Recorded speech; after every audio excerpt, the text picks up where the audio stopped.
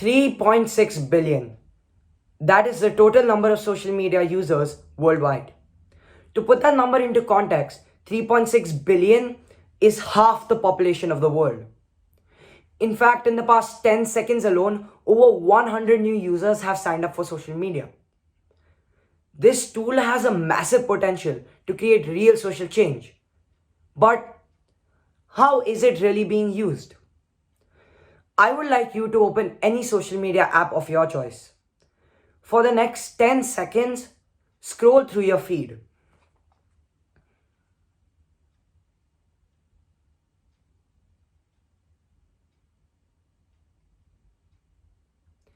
Now, I'm sure that most of you would have seen at least one post or story in support of a social issue. This is social media activism.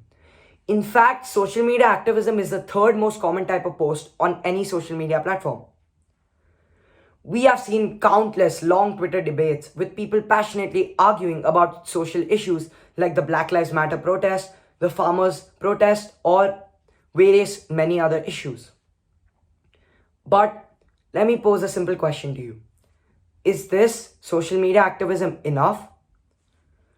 Let's take an example of a threat to RA, a large forest which is the last lung of Mumbai. The over 200 plus species of animals in RA were threatened by the development of a car shed that required the deforestation of 2,700 trees.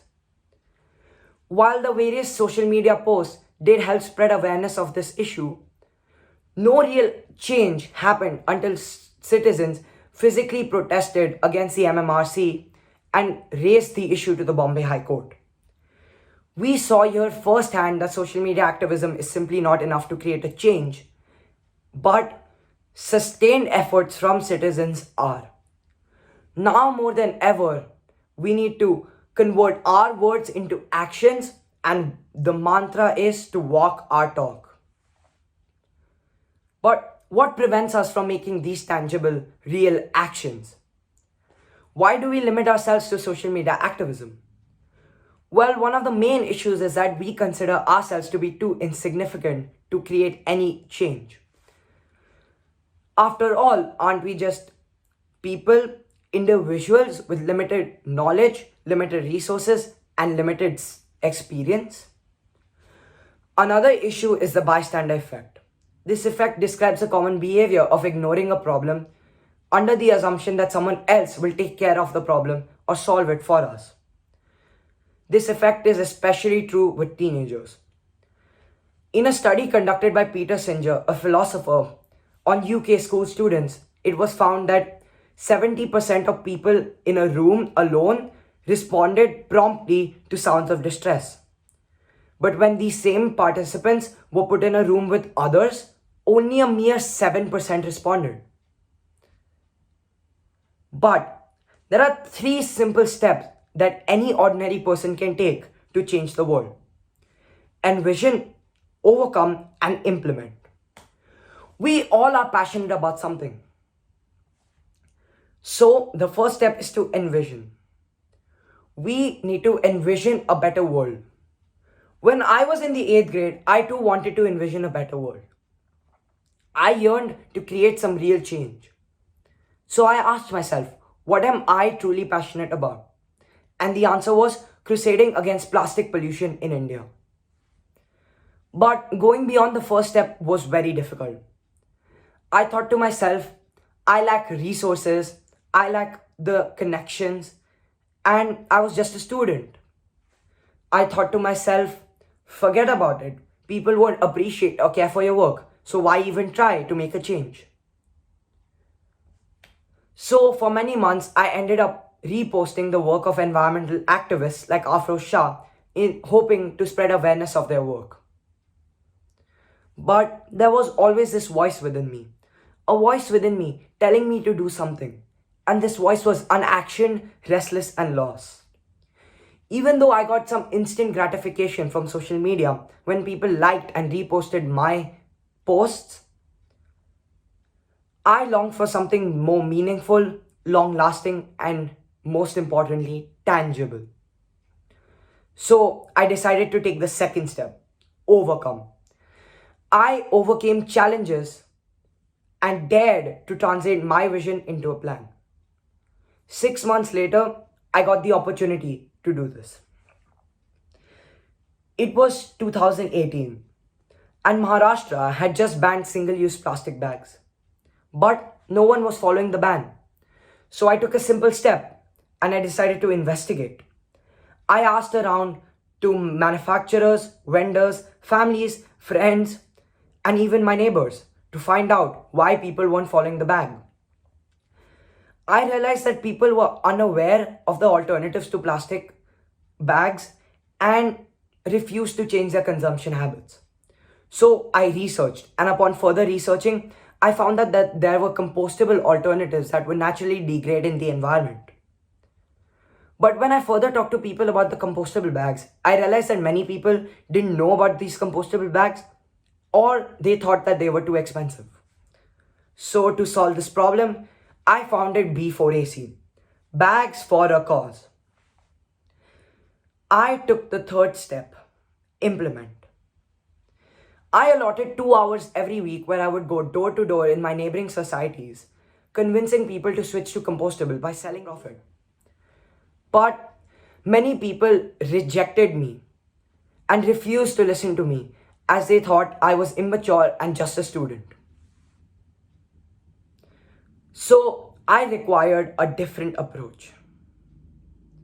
I needed to find a different approach to convince people to switch to compostable. Hence, I decided that all the money that would be generated from the sales of the bags would then be used to sponsor meals for underprivileged children. Here, my parents played an important role as they helped me find various NGOs across Mumbai like Roti Ghar that would help me sponsor these meals. Whenever you do something or start something, you need to distract yourself or detach yourself from the outcome and focus on the smallest of smallest steps. The results will eventually come as you maintain your efforts no matter how small they are. This is the importance of sustainability. As you sustain your efforts, the impacts and the effects add up and eventually lead to a huge change. Have you heard of the butterfly effect?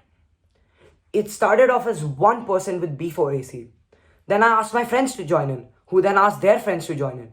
And soon we were a team of 11 people with B4AC. 11 does seem like a small number, doesn't it? But with our combined efforts, we were able to convert over 1,000 households to compostable and were able to sponsor 75,000 meals for underprivileged children. Together, we went beyond social media activism and made a difference in the lives of those children, those 75,000 children, by consistently devoting just 2 hours every week for the past 2 years. In fact, to truly understand the impact I was creating, I traveled to the slums in Thane where the meals were being distributed. And I saw firsthand how poor the conditions that these people were living in. They were living without basic living necessities and food. This experience humbled me. Even though the impact I was making was small, this experience made a huge impact on me, as it made me appreciate how privileged and lucky I was. This was a greater reward than any instant gratification I could get on social media with any kind of social media activism. I know many of you are probably thinking that this is a lot of work, but many a times we talk ourselves out of making real change, thinking that change is impossible for one person alone. But aren't we underestimating the power of small actions in our hand and in our disposal? Remember, just a little bit of time consistently, whether it be consistently every week or consistently every day, can lead to a great tangible impact. For me, it was just 2 hours every week for the past 2 years. 2 hours is the same amount of time it takes to go shopping. 2 hours, in fact, is the same amount of time it could take me to watch a movie. Any action, no matter how small it is, can make an impact if it's done consistently. It could be something like, I don't know, starting a campaign to promote cycling in your neighborhood, or even running a donation drive to collect clothes for the needy. It could also be adopting a piece of barren land and beautifying it. Just taking these 2 hours out of your week can create incredible change. The problems faced by society today are not just for the government or for big organizations to solve. Remember those 3.6 billion people? You and I are among those 3.6 billion people. And it is up to us, 3.6 billion social media users, to solve problems at the grassroots level, in our neighborhood, in our city, in our individual capacity. You and I, we have a choice. The choice will be the difference between zero and infinity. You and I, we are ordinary people. But yes, ordinary people can change the world. Thank you.